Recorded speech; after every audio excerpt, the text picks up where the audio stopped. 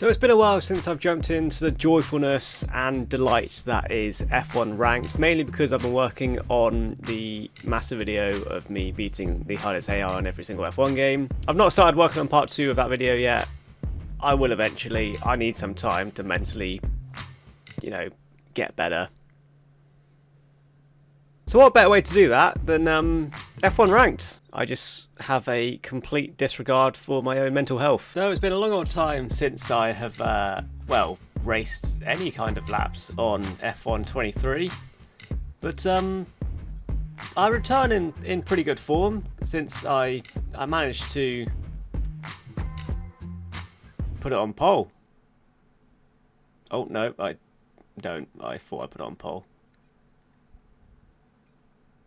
I'm just going to run with that. So I thought I put it on pole. Evidently I was wrong. I lost out to the Chrome McLaren. But we start P2 at the Portuguese. Fuck. So I thought I put it on pole. I ended up missing out to the McLaren. The Chrome McLaren. Fucking hell. We didn't put it on pole and the McLaren is a pole. We're in Portugal. And we're doing a race. The lights have gone out and now we're racing. It's been an absolutely abysmal start. I get wheel spin off the line and I miss out on P2 into turn 1 to this black and cold car. Fucking hell, I have not done this in a while, have I? There's no lights, that means we're now racing. We get a shocking start to get wheel spin off the line. We lose P2 into turn 1. I can't be asked to commentate this clip anymore. You've seen it about 5 times now. We've lost. The important thing is we're down to P3. We use the opening lap just to get used to the track and gauge where everyone is, see if we can challenge for this win, since we were close to pole position, but just missed out on it. Through turns number 9 and 10, P2 takes a very interesting line. We see an opportunity, get the car back on him, a little bit of contact, but we get back up into P2. Now hopefully we'll be able to chase down P1. He's currently just out of our DRS range, but hopefully over the next few laps we can gain in confidence and catch him to the back of him. But before we deal with P1, we have to defend against the cold and black car that's challenging us down towards turn number 1. He looks like he's going to make a dive towards turn number 1. We do run wide because of it, because he was extremely close, but luckily he looks like a decent driver, and we're going to hold on to P2. I'm not really too sure what happened to the cold and black car, but he made a mistake. We managed to open the gap to him, and we managed, crucially, to get into the DRS of P1. Heading down the main straight now, we set the fastest lap, and hopefully... Oh, DRS isn't enabled. Oh, that's my mistake. Sorry, I was building suspense and tension there for absolutely no reason. I didn't even notice that DRS hadn't been enabled yet. Lap number 3 now, and DRS is enabled. We don't manage to challenge him down towards the hairpin on the first attempt, but it's quite a short straight. Down the main straight is where we're going to be having the biggest chance. What the fuck did I just say? But there was one minor problem, which was, despite having DRS, I couldn't challenge him at all into turn number 1. And I don't really know why. I mean, I was setting the fastest lap and I had the pace on him. But I was never in a position to actually challenge him in any possible way. Like, at all. And this clip on lap number 6 will perfectly demonstrate the majority of my race. We come onto the main straight, half a second behind him, get DRS and slipstream. We do very, very slowly catch him to the back of him, and do absolutely nothing with it. We then naturally have DRS on the following straight, and do absolutely nothing with it. The one positive I could take away from this though is because I had constant DRS, I was now 5 seconds clear of P3. On to lap number 8 now. This is the closest we've been to P1. We're going to get DRS down the straight.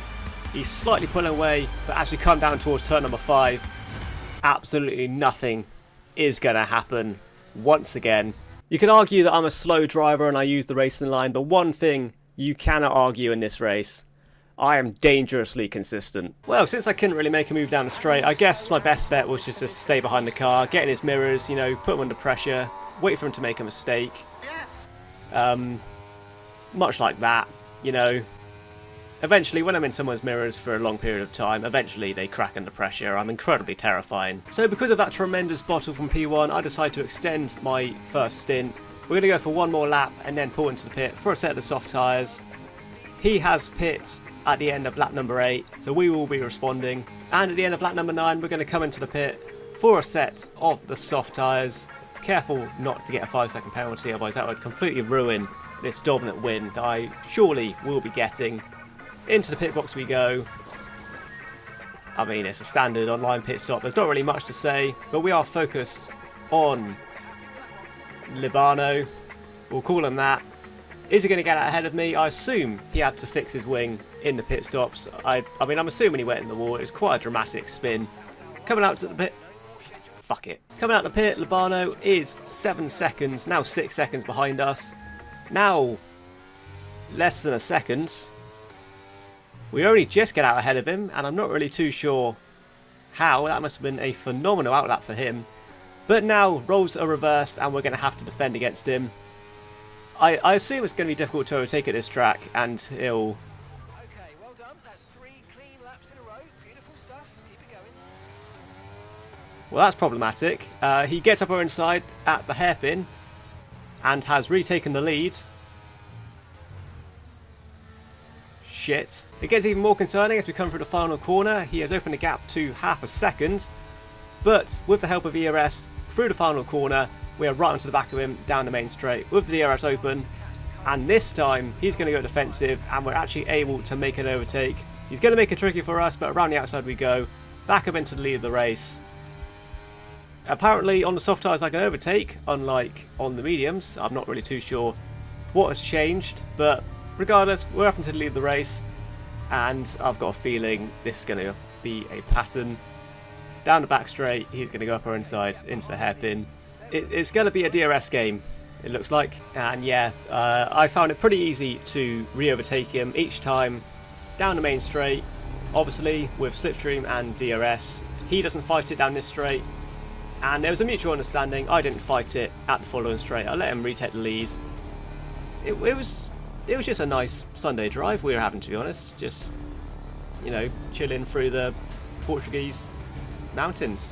Coming on to lap number 13 though, I needed to start making my mind up of where I wanted to be, at which time. Down the main straight once again. We decided not to overtake him, mainly because I was being too indecisive and I wasn't able to make the move. That wasn't really a decision I made consciously, that was just a mistake on my part. But now, roles are reversed once again. We are now the chasing car as we come into the second DRS straight.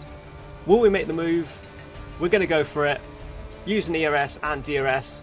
We're a little bit indecisive, but we do go for the inside, and it is a very easy move. He does pretty much let me pass, he doesn't really fight it. Now we want to test our pace, see if we can pull away from this guy, and go for the win. And as we come to the end of lap number 13, on to lap number 14, this is very much me testing to see if I could defend against him if I was the leading car. Trying to figure out where I wanted to be in the final few laps, and it's a pretty easy defense into turn 1. He doesn't really challenge me. I'm guessing he wasn't actually trying to overtake me, even with DRS. We obviously have the 1 lap fresher tyres than him. I'm not sure it'd make too much of a difference, but it gives me the psychological advantage. And as we come to the second DRS straight, he's not really that close to us. Is he going to go for it into the hairpin? He goes for a late dive, but doesn't really go for a serious move. And we're going to be leading down the main straight once again. And from this point, I don't know if it was his tyres or he was just running out of ERS, but I was able to stretch my legs, open that gap up, and even with DRS down the back straight, he couldn't really catch into the back of me, and it was very much how this race started, just roles reversed. And as you can see, coming to the end of lap number 15 now, 2 more laps to go for this race, and I've opened the gap up, almost out of DRS range, using the ERS down the straight once again, and this race is basically settled if I don't make a mistake, but admittedly, that's not out of the question. Well, I don't know if you'll be pleased or not to know, but I don't make a mistake, and on my return to F1 ranked, we're going to take the win in Portugal by, well, timing wise not that much, but pretty comfortably. A pretty comfortable win for us. That's a nice feeling. Anyway, on to the next race. I am P3 at Italy. And the lights are out, and that means we are now racing. We've got Cozza in P2, we've got Optic in P1, who gets an absolutely shocking start. We're going to be alongside, down towards turn number 1. Are we going to be looking up the inside of Cozza? No, we're not, but someone is. An absolutely horrendous dive, and thankfully it doesn't work out. Side by side with Optic through turn number 1, into P2, out of turn number 2, and Cozza has pulled away quite a bit considering it's the opening few corners, but through turn number 3 we close the gap because our car is unbelievably OP in a straight line. As we come through Ascari, we are directly behind Koza, and he has a catastrophic moment on the exit. It's not actually that dramatic, but it is considering it's going to cost him the lead of the race. We're side by side down towards Parabolica, or whatever corner name this is now, I don't really know. Side by side through Parabolica, he is going to try and hold it up the inside. We're going to use ERS on the exit. He is going to edge just ahead of us, but down towards the straight, you'll see the OP straight line speed we have. He does get to the line first, but basically on lap number 2, we are going to be leading down towards turn number 1. He's on our inside. He goes for the late break, or at least later than me. Just about keeps it on track and does manage to stay ahead of me. It doesn't matter though, because I get an absolutely shocking traction on the exit of turn number 1 as we're under pressure from Optic now. We're going to be challenging Koza through turn number 3 around his outside, and we've got Optic, I think, making it 3 wide currently. Koza takes a swipe at us, which puts us a little bit off balance. Optic goes for an incredibly late break into turn number 4. He somehow gets into P2 and then I think gives the place back to me. Koza's retaken P1. It's all a bit chaotic at the moment, I don't really know what's going on. It does seem to chill out once we get through Ascari though, and down the main straight once again. In the slipstream of Koza, and it's no question. We put alongside him, down towards turn number 1. This time we have the inside line, and hopefully we can make the move stick this time. Inside line, clipping the apex. He's going to leave us room. He's a pretty respectable driver despite taking a swipe at us on the previous lap. Gets a bit of traction at turn number 3 though, quite significantly, and Optic basically dances around the outside of me. He's now challenging Koza down towards turn number 4. We get in the slipstream and I can't really go anywhere. I kind of just have to wait for these guys to sort themselves out. Koza holds on to P1, Optic and P2, and now I'm under pressure and being overtaken by Kermit, the suicidal frog. What a name. So now we've got Optic, Koza and Kermit the Suicidal Frog. He now comes into the pit for the undercut of all undercuts, and given how we'll be on the soft tyres, that's going to be an interesting final stint for him. We've got Koza and Optic battling into turn number 1. I think Optic has taken the lead. No, he hasn't. He's locked up massively in turn 1. Koza still has the lead on those soft tyres, and surely Optic should be able to make the move on him. He's going to try around the outside of turn number 4. Side by side through the chicane, and apparently he didn't like that too much. He takes Koza out immediately. You know what? Thanks, Optic. That's one less car for me to worry about. It was also a beautiful takeout. Since Koza has been disposed of, we are free to chase down Optic, but dropping out of DRS at the end of lap number 6, we decided to come into the pit for our soft tyres, since Kermit, the Suicidal Frog, was on the soft tyres now and only 24 seconds behind us. And coming out the pit after our pit stop, unfortunately, the Suicidal Frog has not jumped us. Really unfortunate for him, but we're going to hold on to a net P2. 25 seconds down on Optic, hopefully we can get the undercut and challenge for this race win. It's a moment of truth now. P2 we don't have to worry about, we're easily ahead of him. Optic is the one we are concerned about, and he's fucking miles ahead. In F1 terms at least. Well, unless me and Kermit can work together, I've not got high hopes, but unless we can work together, I think Optic has taken this race win. He's got the fresher tyres, he's got the distance on us, and now me and Kermit, the Suicidal Frog, are battling into turn number 4. It looks like it's going to be a battle for P2 this race. On lap number 9, we're heading down towards Ascari, and we're going to try and make a move on Kermit, the Suicidal Frog. He goes defensive to the left-hand side. We're easily going to take the lead, and it's the perfect track for it. It's time for the DRS chicken to play effect from this point onwards. From this point onwards, we don't care about Optic. He's taken the race win pretty comfortably. Fair enough. I mean, he took out Koza and probably doesn't deserve it, but still, fair enough for online races. All we care about is saving our ERS now and being behind Kermit when we come on to the final lap. On to lap number 11. Kermit is right behind us, down the main straight. We're not even going to fight it, not even going to use any ERS. He's going to take second place, and we're going to try and stay behind him from here on out and, you know, just save ERS. He's obviously got the older tyres than us by a couple laps, so we can easily sit behind him, hopefully, stay in the slipstream, and now down this straight, the infamous straight for DRS Chicken. You can see he's easing off. I don't really want to. I'm going to stay behind him through Parabolica. On to the penultimate lap of the race, and this is the important one, arguably the most important of this race. We're going to have ERS, DRS and slipstream, but we're only going to use a little bit of DRS just to close that gap and keep the pressure on, quickly closing it down towards turn number 1. And obviously we're not going to go for the move into turn number 1. We want him to stay ahead of us for this entire lap. We're going to get DRS on him down the main straight on the last lap and cruise to an easy win, ideally. And this is where the games really start. We're going to use DRS down towards Ascari, but we're obviously not going to make the move. You can see he's easing off massively and trying to get me ahead of him. We're just going to sit behind him. We've got plenty of space between myself and P4, so we've got nothing to worry about there. We can go at whatever pace we want, really. P1 we don't care about, he's now 8 seconds ahead. And as we go down towards Parabolica, you can see he's really trying to let me pass, and even tries braking to get ahead of me, or get behind me rather, before the DRS detection. I think we just about got it. And now on the exit of Parabolica, we're going to use all our ERS to overtake him down toward turn number 1. We do have DRS, and this should be pretty easy. It is. Pretty easy move for us.